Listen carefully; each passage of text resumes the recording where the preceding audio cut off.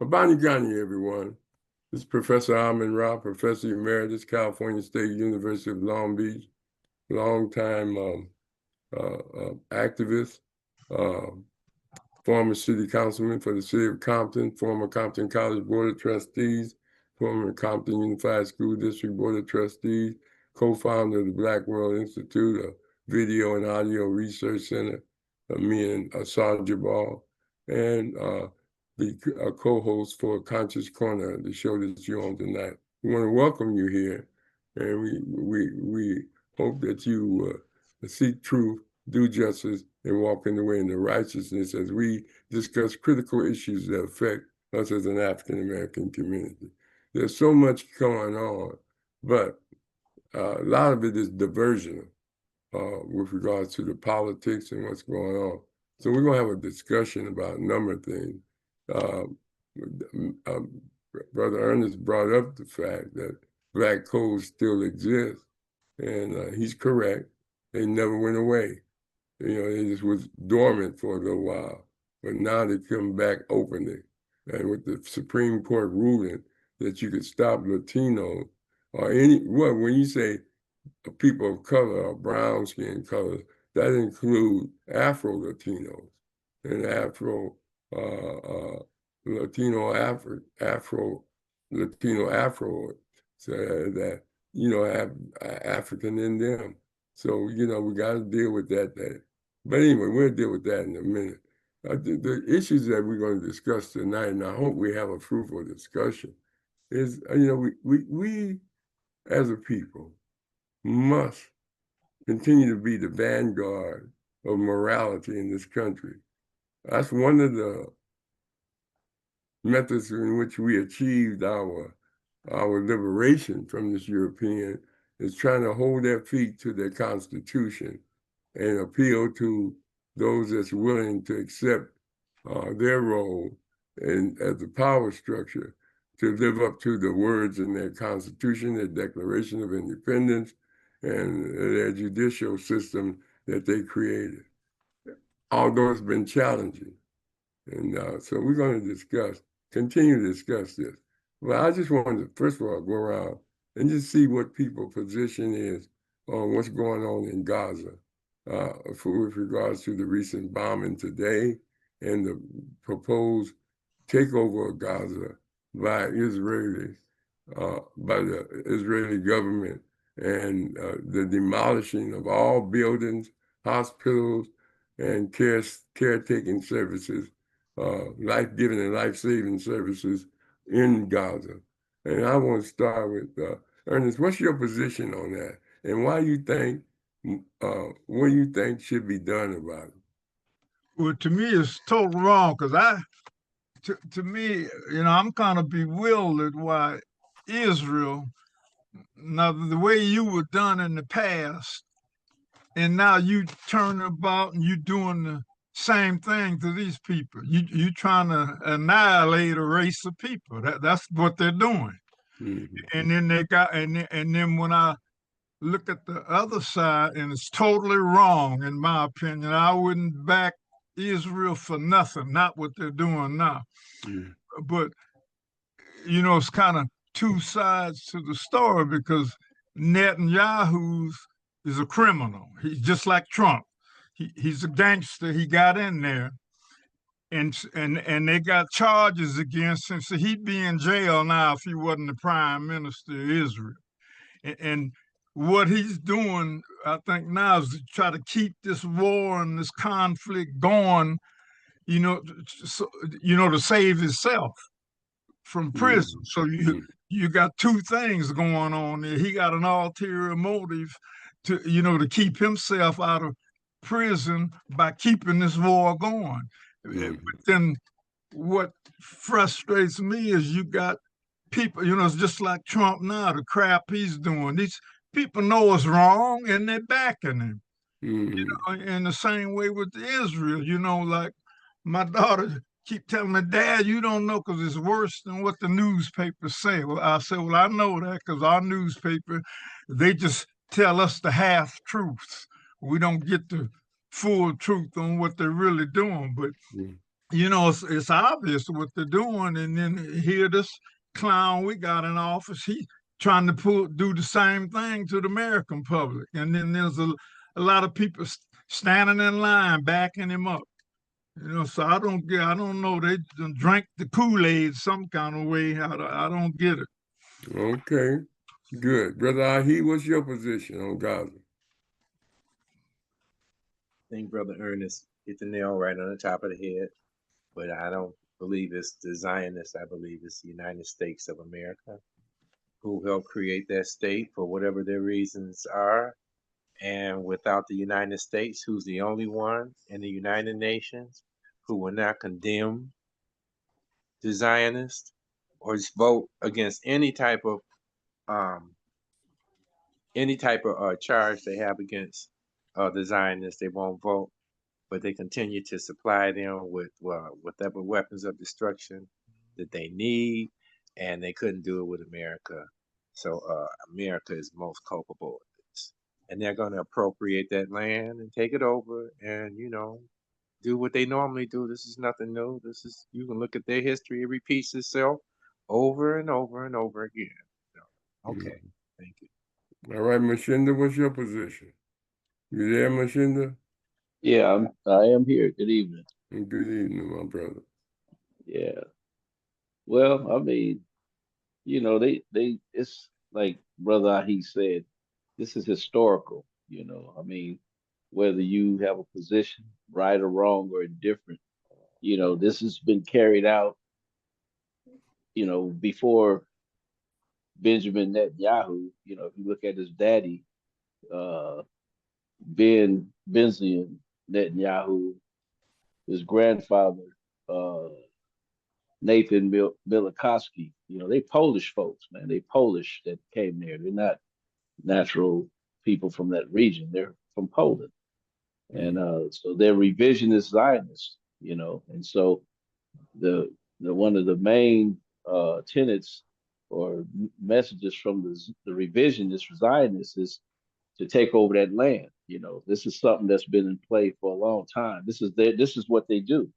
And so they're just, Benjamin Netanyahu is just carrying out, he's been passed the baton, the torch to carry things out, So this is what they do. You study or understand the revisionists, their belief systems. So United States is complicit. They're part of, the European dominance, the white supremacists, white supremacy. So it's like you say. I mean, we just have to try to maintain, restore morality and truth within our own path. Which relative to our lifestyle, what we're involved in, on a daily basis. But this is bigger than me. This is something I was born into, and so the more I study, the more I pay attention, it becomes clear that wow, we all were born in a deep scenario. So I mean, people been fighting for years, equal rights and what is it, Project 2025. All of those things are connected. They give it a name, but it's all based on world dominance. And we all know if we check the demographics that these power mongers, these European nations, they're dwindling. Their populations are dwindling, and every day, so it's getting smaller and smaller. So hey, it's the last call. It's their last stand, Custer's last stand. Last call for alcohol. The party is almost over. Get you a drink. Enjoy the party because we about to be out of here. But we're not gonna we gonna go out. We gonna that's what they're telling us. This is how we're gonna go out. They're really bold. If you watch the news and different things that are projected, not just Donald Trump, but just worldwide, these leaders are bold and arrogant, and they don't care. They used to be covert. They're very overt now. And so anyway, stay tuned. That's all I can say. Mm. What about you, Rashaki? I used to record Democracy Now, and now I don't record it. Mm-hmm. But when I used to listen to it, seem like they give a full report on the Israel and Palestine happenings, the things that are going on there. And the first thing that they talked about this morning, because I turned on the radio when I was driving to my place of employment. Turned on the radio. The first thing they start talking about is Israel bombing, and they gave they had a reporter talking to some Palestinians, and they were in grief, and, saying sad things. It's to keep from getting too emotional. It's kind of difficult for me to listen to that on a consistent basis, because I used to hear it almost weekly, and I stopped watching it too, bro. I stopped watching it too. So it's a disheartening situation. But if you just know history, and if you just look at what's going on a daily basis and who does what, the original intent here in the United States is still the same. It's just playing out in a different way. And then, I affiliate with people that's living in Ghana. I've been talking to a few people, and the effects of enslavement on the Blacks in the United States is a close correlation to the effects of colonization in Africa. These people, their mentality is just, it's just, I guess, I don't even know what to think about it. Is it a balance of things? You have these severely evil people, and then you have these other people that's not. So it's really it's a shame, and how are humans human? I mean, that you just straight out killing people. It's just, what kind of mind is that? So it's just it's utterly ridiculous. And I'm gonna say this: people are gonna die anyway, so why kill them?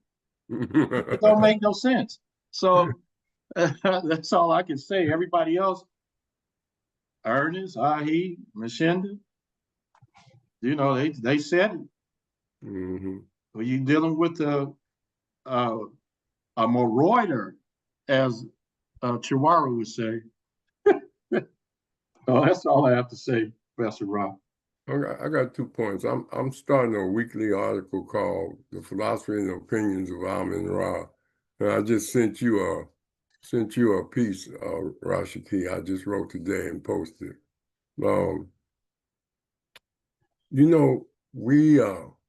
You have a reparation movement, is that right? Demanding the government pay for slavery, and you ask the question sometime, are we giving reparations to each other? I mean, we're all injured physicians with the ability to heal ourselves. In the 60s, a lot of us who was in the struggle, even Mr. McBride, Sr., we did things because we thought it was right, and to get in position to help Black people get in position, and to help them be able to buy homes and get better jobs and things of this nature, even though we may not have had them things. But our role was to get in position to help our people. Not for money, not for sex, not for favor, but that was our role. And we got a lot of black people. Like in 1960, 70, there was probably only 300 black elected officials. Now you got close to 3,000. But there's over 800,000 elected officials all over the United States. But getting back to my point, the other thing is that we want to hold America accountable for their role in Gaza, which is rightfully a thing, as he pointed out, and Brother Ernest and Mshinda, all of us.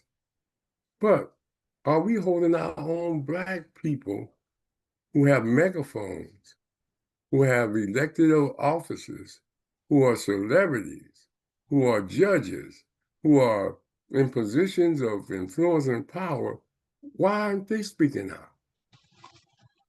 You understand? I mean, you're going to demand others to speak out, but you ain't speaking out. And we've got to deal with political accountability.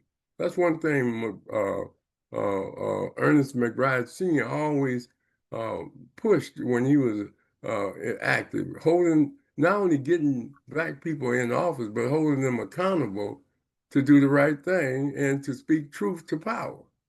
So we have professional athletes, entertainers, judges, political people on every level, federal judges, all these people, and then they're on television.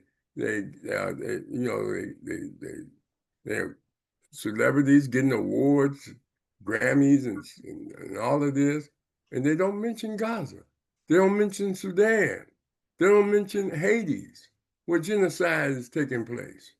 It's not just in Gaza. You understand? I mean, but why you think they're not speaking out, brother Ernest? I don't know. It's bewildering to me because it's like Have you heard any of them make a statement about Gaza?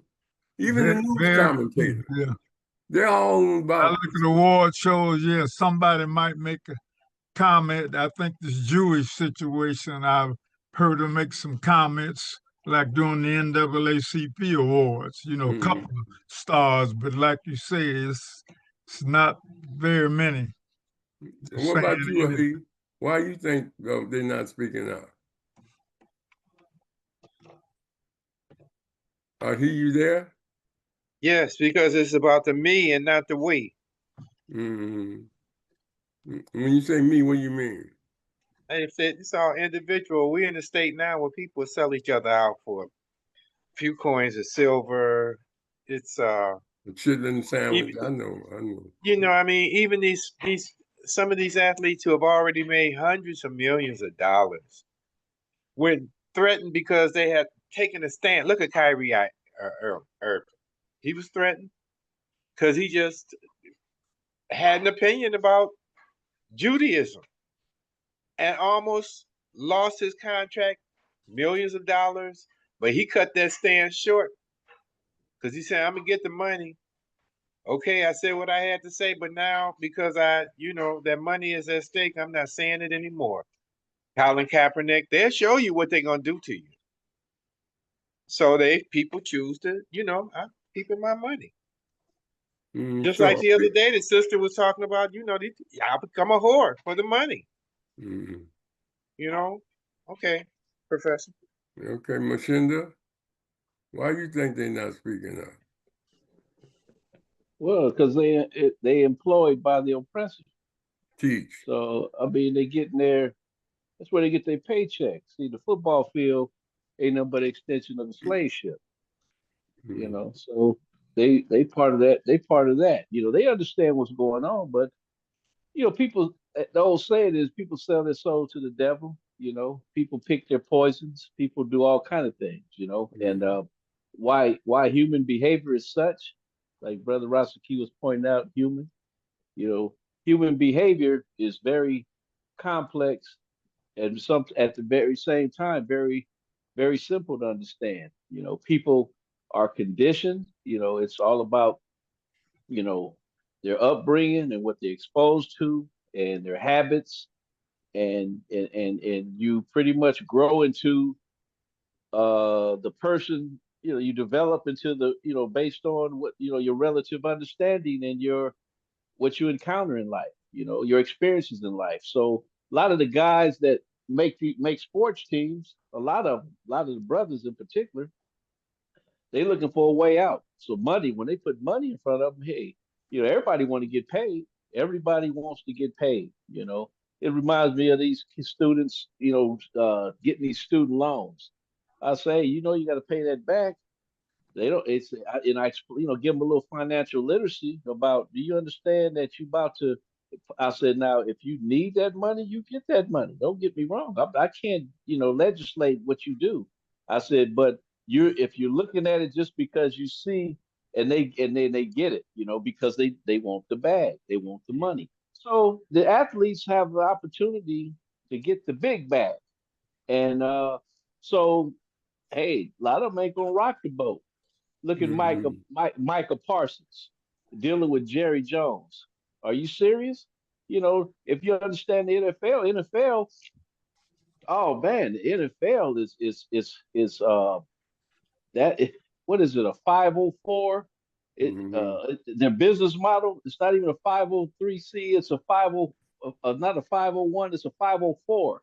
They get away with all kind of things on a business level, and they don't have to produce a lot of records, a lot of the uh, financial records and things like that. I mean, I'm sure they're accountable to certain things, Mhm. but recently I was peeping game on, some guy that was talking about it. He's on YouTube. Look, he worked with the Players Association, the brother, and he was breaking it down. I have to go back and find it, and maybe maybe Rashaki can post it or something, or we get you that information. But it was an interesting talk to where basically that's what he was saying. He said, "Man, the NFL." He was just talking particularly the NFL, but the other leagues are very similar in a lot of ways. So my point is, I'm speaking on sports that they work. This is who they work for. Entertainers, that's what they are. They're entertainers, and Mhm. that's what they'll tell you. They know what's going on. You say, oh wow, they're exposed to the masses worldwide. Why aren't they saying anything? Well, the thing is, they won't be exposed if they become like you. They start speaking truth to power and all that. They're not going to be on. They're not going to get any radio play. We were talking about rappers the other day. You talk about the different songs that they'll play on the radio, as long as you are doing what they tell you to do. But somebody like Public Enemy or KRS-One, which talk high conscious stuff that we talk about, they were rapping about. They got no radio play. No, they had to rely on other ways to monetize and make money. I mean, they did concerts and things like that. They put albums out, but as far as being on that radio constantly, feeding truth to the kids and the young and people who like music or rap, the positive stuff, they wasn't getting any radio play. So if you talking truth, oh no, you're not gonna get that. You're not gonna get that chance to. They're gonna cut you down. Just like they say, they brought you up, they'll bring you right back down. So Mhm. it's so that's why they're not taught. They live in Beverly Hills, man. They got to pay. They want to buy 3 or 4 houses. They're not trying to Mhm. pay. I got mine. What you wait? When you gonna get yours?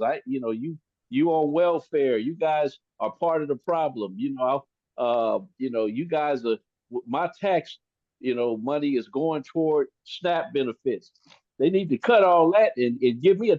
Break. That's what they thinking. Mhm. So anyway, I'm just going on and on.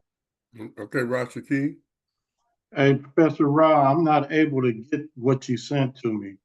Okay. It says the content isn't available right now. Okay, I'm gonna send it to you another way. Okay, good, because I Mhm. want to check that out. Mhm. And what can I say about this stuff? People, I mean, Mshinda was talking about it. He talked about it. It's conditioning. People are conditioned, and then one thing about it is, it's sort of like survival to a lot of people. The best way they can survive Let me call you back, Ron. You're on the air. The best way to survive is to go along to get along. And if you get a chance to hang out in a certain crowd because you have a certain talent, or you worked hard to acquire, certifications, and they whatever they can see that you do, they can exploit it to their advantage. And that's the type of system we live in. So a lot of people just figure they want to feel. I'm about to probably write a piece called Secure Security. A lot of people are looking for that word is so vital to life. A lot of people is looking for security. So when you stand up and speak out and do something that's righteous for people, you're putting yourself in an insecure position. So yeah, a lot of people do things because they want to live a certain lifestyle. They want to live long. So they just go along and get along. Now you take people like Malcolm and Martin and other people, Bob Marley. These people was just on the front line. They was living their life for righteousness and doing what they thought they should be doing to help the people. So people make choices, and the choices is probably most people is I'm living a system that's monetary. I want to make this money. I want to live a lifestyle like these oppressors of providers. You know what I'm saying? They think that the way they live is the way we should be living. Drinking, smoking, acting crazy, killing. And so, I think when you get a level of consciousness about life, true life, then you know that the way we've been living under this rule is incorrect. That's all I have to say. Okay, but let's look at it another way also. What about the Black political activists like Sharpton and the president of the NAACP and Urban League and community activists that are supposed to be strong in Black organizations, reparation organizations, and Pan-African organizations? They're not saying too much either. Professor Rahh? Yeah. Reason being is matter of fact, that's called showcasing. They are in a position, and you don't know if they're in the back room or not. They may not be, but we don't know if they are or not. And evidently, whatever they're doing, it's not enough. Yeah, but what is enough? Yeah, but we had examples of people that gave their lives to speak truth to power. And that's one of the reasons we were able to galvanize and get some portions of our liberations. I mean, from Nat Turner to John Brown to, Denmark Vesey to Fannie Lou Hamer, you understand? I mean, they were disruptive. I mean, in the 60s and in the 50s, Martin Luther King, he went against laws. He spoke about the Vietnam War, things of this nature. And of course, they assassinated him, Malcolm, and all of them. But what I'm getting at is this.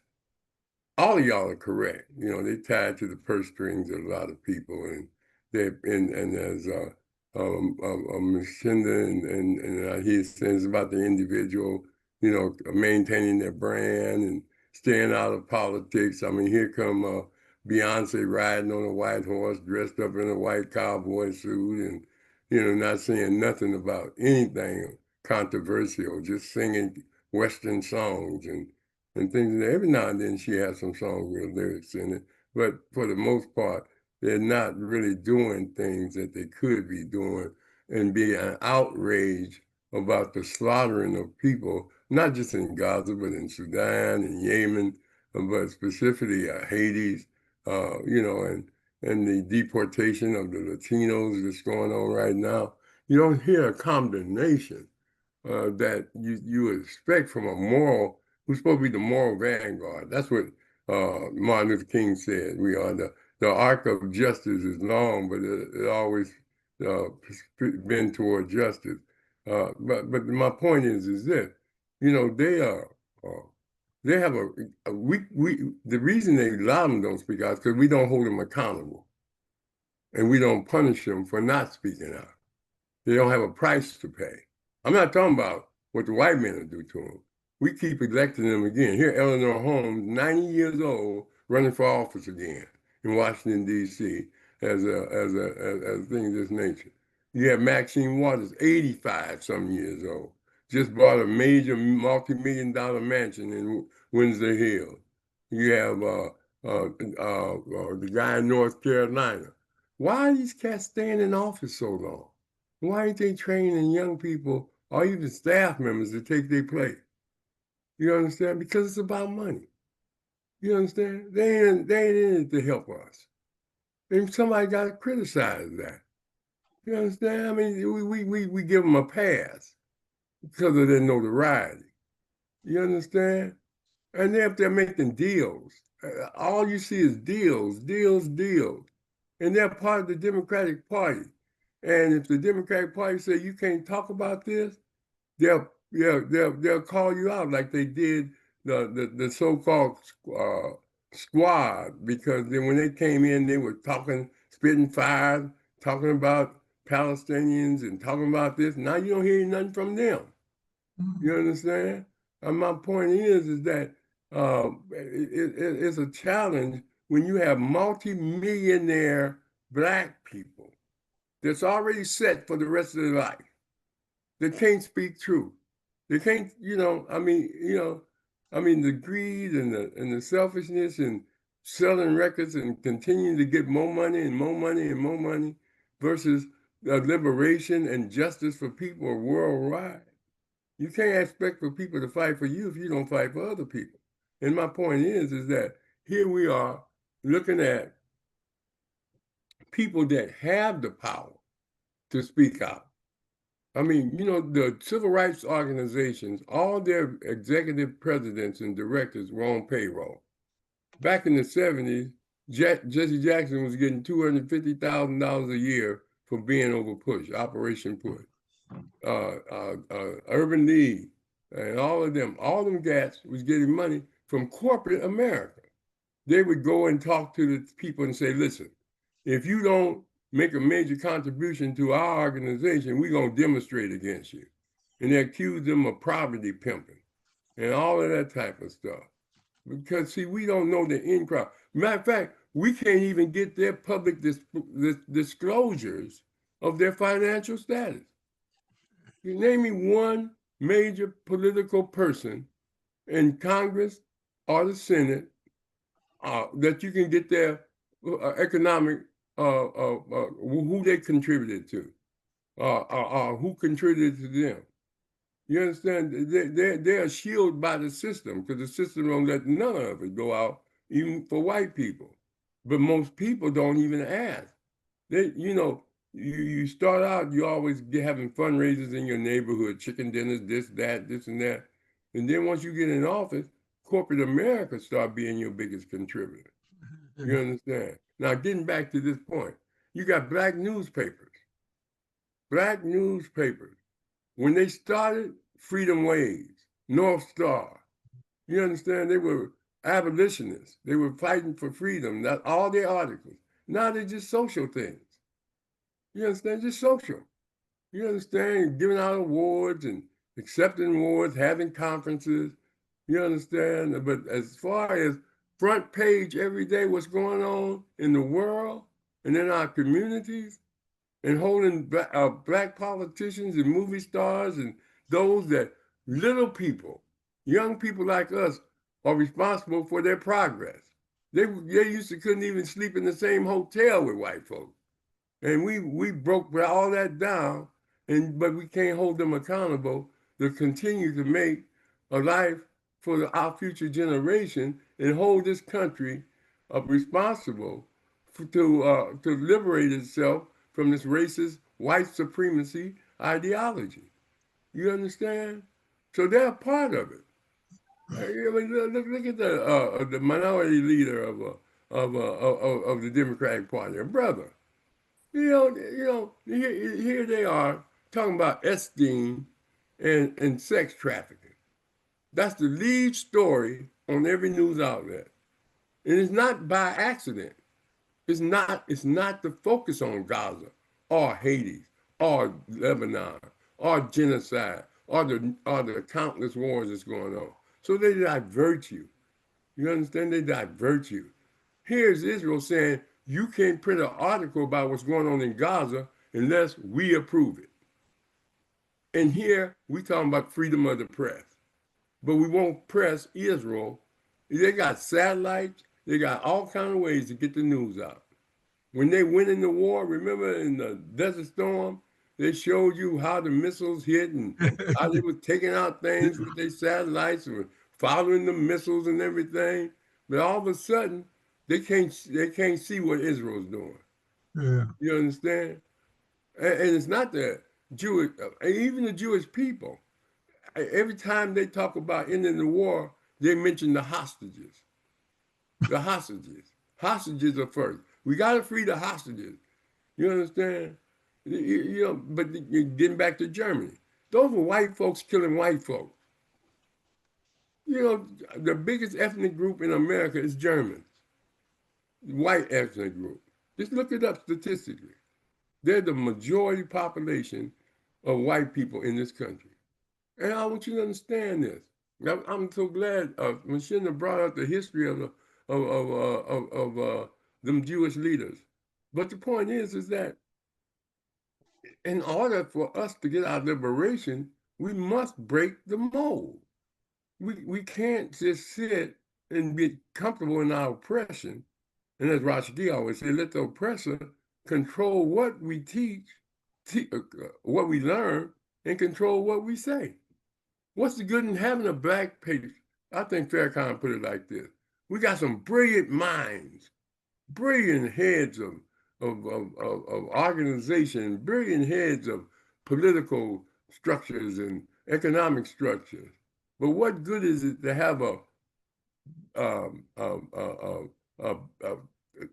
great head that's not connected to the body? They're not connected to us. You understand, as a people on the general election.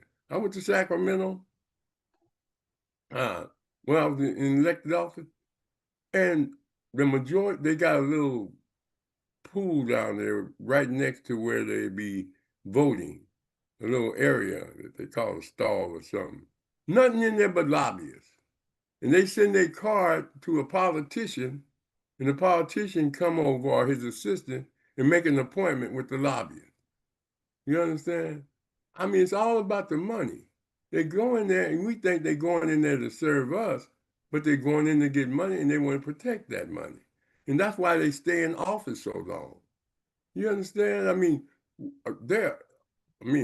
what you gonna do at 85 and 86? I mean, why are you still there? You like the perks. And let's see, even the white ones. Nancy Pelosi's in her 90s. Yeah. All of them.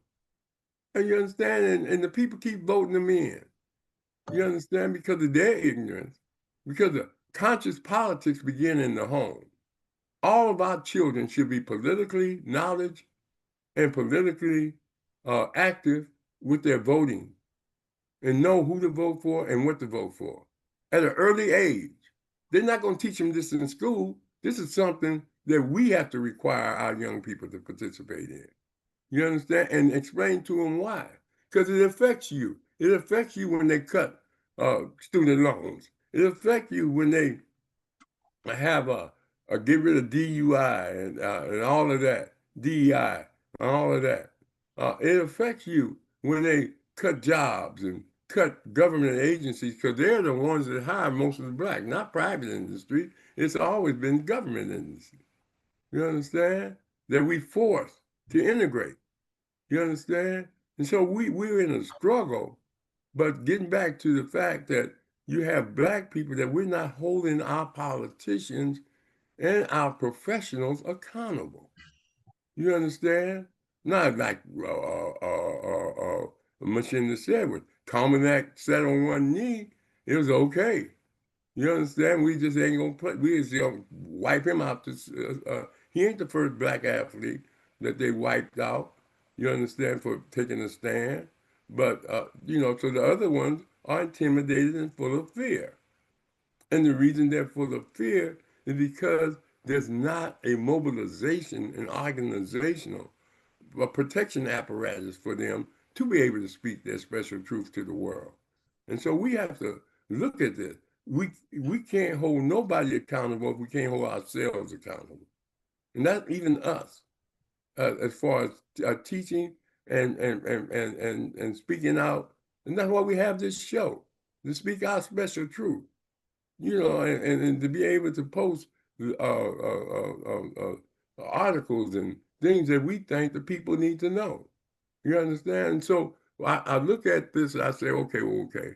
So they divert the news and make it about Epstein, make it about deportations, which are rightfully should be discussed. I ain't saying they shouldn't be discussed, but they shouldn't be the lead story when you're bombing babies, kids, hospitals, and civilians by the thousands. You understand? They don't know how many Palestinians they done killed in Gaza alone, not talking about the West Bank. They just bombed another city that's supposed to be the place where they were negotiating a peace accord, and they bombed the office where the people were meeting in another country. And nobody's criticizing and condemning, not Judaism. I had nothing to do with Judaism. That's white folks. You understand? Who, as Mshinda and everybody said, want the land. Same way they wiped out the Native Americans. Nobody talk about the genocide of the Native. What some people do. The genocide of the Native Americans. You understand? 12 million were here. Now you're down to a few on the reservation. And talking about they discovered this country. No, they discovered the people that was already here. Do you understand? And I mean, because we learn, we know, and we tried to drop it. I know Mshinda tried to drop it, and he tried to drop it on people, but so many of them don't want to hear it. They're inoculated and hooked on Americanism. They like the sugar, the salt. They like the entertainment. You understand? They'll let their kids watch and play games all day and never watch the news. And never sit down with them and watch the news. You understand? And some of them even join in, daddy's joining in and playing the games with them. You understand? What's going on in the rest of the world ain't even important. You understand? Until it knocks on their door. So it's a struggle in that sense. Second, we forget the power of the Jewish lobbyists who have most of our people, black people, as well as other industries in their pocket. They give big money to politicians, Democrats and Republicans. They got them both on the string. Do you understand? And none of them would criticize or condemn Israel, the Israel government, for what they're doing. They won't even call it genocide. You understand? They keep saying the war between Gaza and Hamas and Israel. Hamas ain't even fighting back. They ain't got nothing to fight back with. They ain't got no food. You understand? They don't even have no weapons. They don't have no Air Force. They don't have no Army. They don't have no Navy. They don't have no tanks. They don't have nothing. They just throwing rocks and shooting little carbines and things. You understand? And they talking about, well, we're going to turn it into a resort. And y'all got to move. And there's no condemnation. Not even by the Pope. Not even by the great religious leaders. Now, Reverend Wright in Chicago, he speak out. Brother Bryant in Atlanta, he speak out. But most of our mega churches here Reverend Blake, Brother Knowles, whatever his name is. They got these mega churches. Hey, man, it's about pass the basket. You understand? Pass the basket. You understand? They all can put out newsletters. They all can do things to uplift the people. They didn't forgot Martin Luther King tradition. They quote him. They quote him, and they they use him as a reference, but they don't use him as a resource. You understand? For their integrity. You understand? That's why you don't have a major leader. Now, I know we are diverted with different interests. You got the AIDS movement, you got the gay movement, you got the, the abuses of other people here in this country, the deportations and all that. And I'm not saying don't focus on those things. You understand? But you got to also focus on the immediate thing. In our generation, as a people, are we going to sit back like as citizens and don't speak out and don't demand our leaders to speak out, even through letters, go to their town hall meetings and ask them why you're not speaking out? You understand? We have a responsibility too as individuals to be activists. You understand? Don't just be couch coaches and saying why ain't other people doing it. It's what you do. You understand? It's what you do too. You know, we what when in the future when our kids read about Gaza and they ask you as grandpa, granddaddy, and great granddaddy, what were you doing while they were killing all these people? You know, what were you saying? You understand? Can you live with that? Most people can. You understand? Most people, hey man, that ain't none of my business. You know, that's white folks' business. That's the country. You know, you'd be surprised at the black people that support the mass deportation of the Latino and other African people. Remember 187? Was that 187 Ernest that they voted for the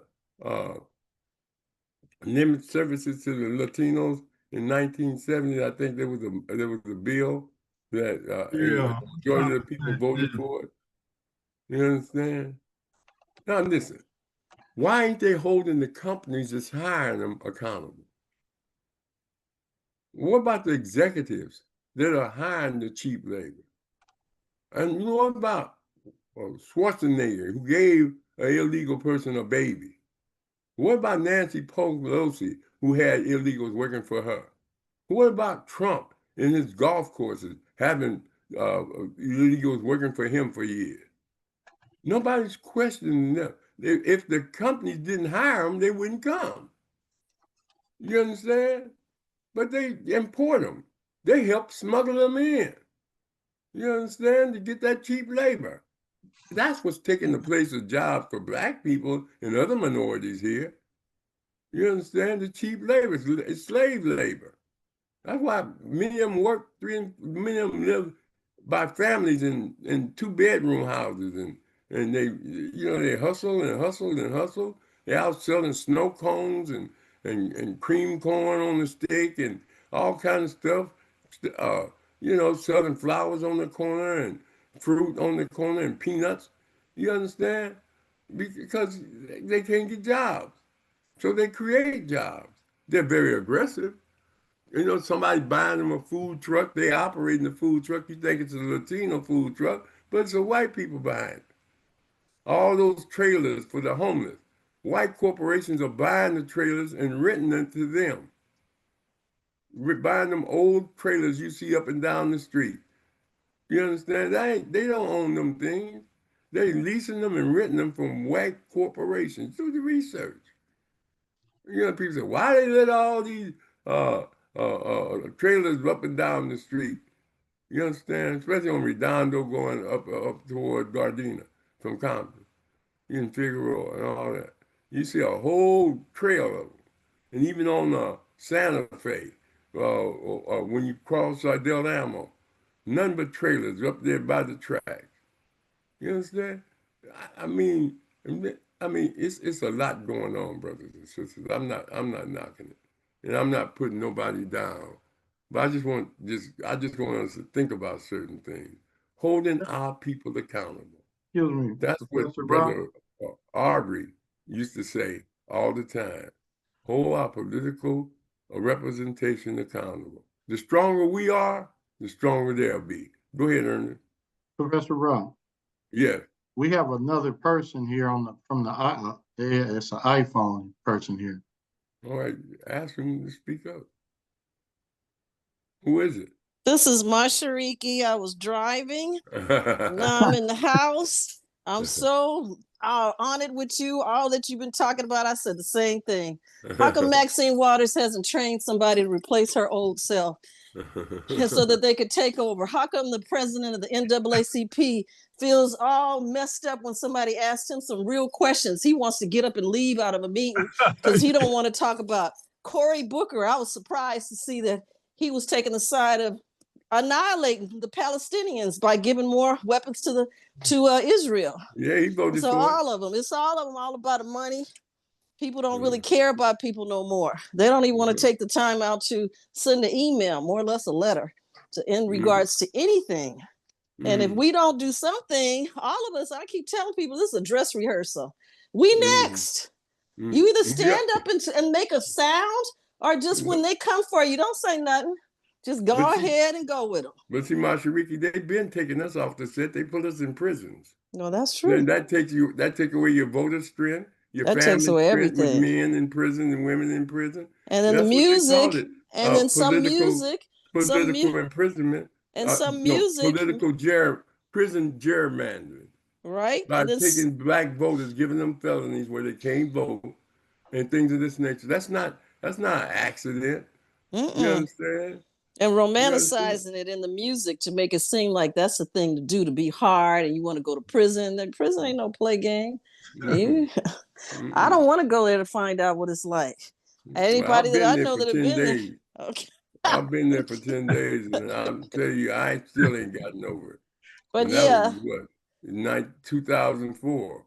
And then we've seen them escort people out of meetings by asking these questions and arrest them for asking these questions. They don't want people to think. They don't want people to know that there should be a difference, that people should be treated. You should get more out of what you're doing here. It's either all or none. It's not going to be no one group. But anyway. That's why I say we, as a people, of course we got to organize. Of course. You got to know how to speak and where to speak. You got to realize you behind enemy lines. And I think Rashaki started off talking about fear, that, people have so much fear about different things that they just give in to get along, to have a life. It might not be, they want to do what they've seen plastered on magazines and videos and stuff like that, but just coming together as a village and working as a village when it comes to food and caretaking and everything else, that's living. And we can't do this kind of stuff all by ourselves. We need everybody. And everybody to be on the same page, but it seems like such a difficult thing. I know so many men who said they're not voting no more because their vote don't count and their interest wasn't included. And then I asked, did you call? Did you write? Did you leave a voicemail? Anything, because they have to keep track of any type of connection or conversation or somebody messages. It doesn't just dissolve. Did you even try? And they were like, no, they haven't even tried. They just say they're giving up because this country has shown them that they don't care about us and their vote doesn't count. Yeah. They get in church and say, we are soldiers in the army. No, don't even start with church, because we got to die. I'm watching. To hold up the bloodstained banner. We got to hold it up until we die. Right. So much for that. You understand? My point is that we can't give up hope. It ain't hope. No, we can't. They try to get you to point. Many of the brothers and sisters that was in the Holocaust of enslavement did not fight for their freedom. It was only a minority. They benefit from it. Many of the people didn't march with King. Matter of fact, the NAACP criticized King, talking about y'all going to jail too much, and we have to get y'all out, and you're breaking our budget. And quit coming into and there was the president of the NAACP at that time, they was young. He was an informant on on the Christian movement for the FBI, for the Justice Department. Not only that, they criticized a lot of black organizations and people that stood up. Black people did. Martin Luther King letter from Birmingham was to black preachers. Yeah, From the Birmingham jail, that was to black preachers who told him he's coming in there making too much trouble. that's right. That's right. You understand? So we're going to have that. We always had collaborators. But the beautiful thing is we still made progress despite all the obstacles that we had by those that were spitting truth and standing up, making, getting assassinated, many of them, and put in prison and wiped out and factored out. Black organizations were wiped out in the 60s, wiped out. Just like they got, look at the Arab countries that won't even say nothing about the genocide. Look at them working with America and Israel. Yep. Arab countries, while their people are starving. You understand? So, but you can't give up hope. And you can't look at the bad all. I look at the good, the ones that is making progress. The people that stood up in Ferguson for Michael Brown, the people that stood up in Minnesota for George Floyd, the people that stood up for the sister Latasha Harlin, when we stood up for the black people in the 60s and 70s that and demonstrations. Look at the people that stood up for Rodney King and stood up. And when we stood up for Ron Settles, we changed Signal Hill forever. So we never, you couldn't even go through Signal Hill. Now they giving incentives. Now you have black mayor in Signal Hill, but they don't credit us with liberalizing this. When I went to Mr. Settles' funeral, they didn't even mention that his son was killed in Signal Hill and that they led demonstrations. Really? With Reverend, what's the Reverend guy? He was one of the main leaders. I'll get his name later, out of Long Beach. His son played pro basketball. God, you know him, Ernest. Well, anyway, but he led the demonstrations. You understand? And then with even Uncle Tom would slide us information. Bill Barnes would call us and say, "Sleep." He called me Sleepy then. Sleep. The police is in the parking lot over at Long Beach City where I work. I just give me all heads up. You understand? Well, in saying all of that, I've been reading up on this brother that's over in Burkina Faso, Ibrahim Traoré, and I hope that all the things that he's doing is really real and it's not, a big fake thing, but it looks like he has great ideas and he's putting it to work and making it happen and making a difference and inviting Black Americans to come on. So but see, all we asking, maybe you're not even all you ask for is, hey, just tell the people the truth. How are you going to let Israel tell, the Israel government tell America you can't print no articles about what's going on in Gaza, no independent reviews, unless we approve it, and we approve it. You can't even come in there and take statistics. They bomb a hospital, bomb civilians, and they say, we investigate. And you never hear the end of the investigation. You understand? And nobody's holding that accountable. But the struggle continues. So we got to continue to speak truth, do justice, and walk in the way of righteousness. And we got to keep having our mindset, even if we only can talk to a few people that agrees with us and know what we're talking about. Sometimes you got to know when to hold them, when to fold them. That's right. You understand? Because you see how serious this country is. You understand? Like Mashariki say, they'll lock you up. And like Mshinda say, they'll ruin your career. Yes, they'll they ruin will. your life. I tell my kids all the time, don't be talking stuff up there at your job. Don't let people know what you think outside the family and outside the conscious people you are, because they'll say you're militant. You understand? They label and demonize us for speaking truth. You understand? So the struggle continues. And Rashaki, you want to take us on in? Yes. Today I spoke with Dr. Ali Muhammad, the national leader for the Revolutionary Black Panther Party. That came on with us some months ago. And he's in Chicago. And I don't know exactly what the organization is doing, but those ICE operations that's going on, he wants to discuss that next Tuesday on this show. So that's Well, what we haven't been to Chicago yet. Well, I read a couple of articles. They seem like they were sending some people. So we'll see. But he's gonna talk about that. I presume that's what he asked about. And then tomorrow we have Dr. Inky Real coming on.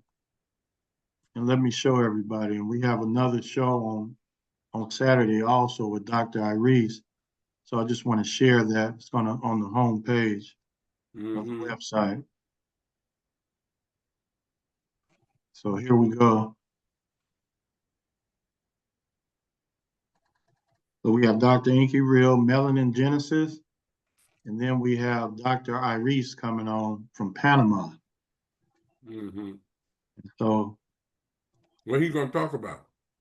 Yeah, we're going to interview him. He's in the wellness community, been around for many, many years.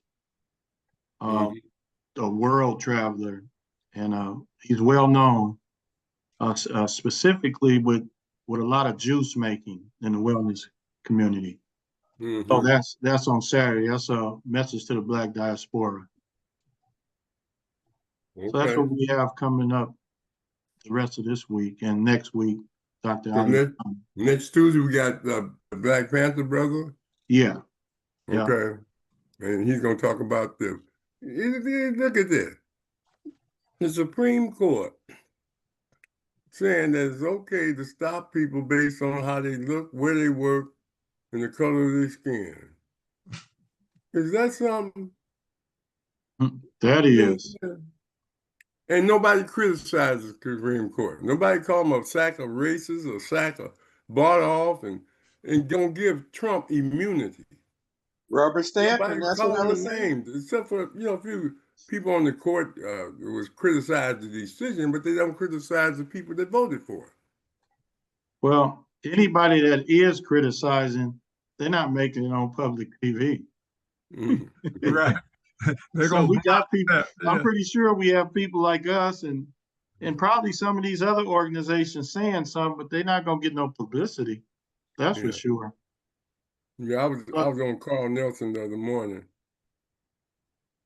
and I've been going through it, brother. I lost two good friends this past week. One had a funeral, and the other one died Sunday morning.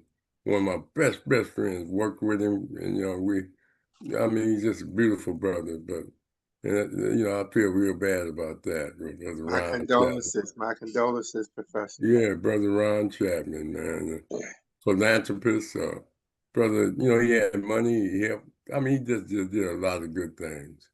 But anyway, and then I've been sick, man. I've been real sick with this kidney issues and all kinds of little things. But I got to keep pushing.